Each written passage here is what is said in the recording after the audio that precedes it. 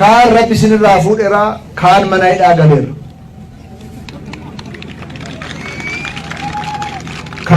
Kan nu buqqisaa ture, kan nu qaanessaa ture,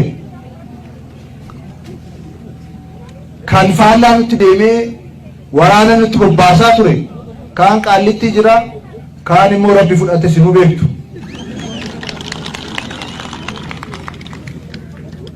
Injifannoodhaan aarsaadhaan as ga'e.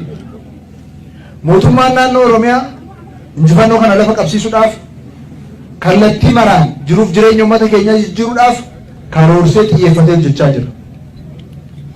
Karoora isaa keessatti dhimmi murteessaan carraawwan Oromiyaa keessa jiran tokko tokkoon baruudha, hubachuudha.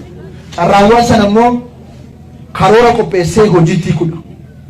Akka Harargeetti carraa guddaan jiru tokko Jimaadha, kuduraaf muduraadha.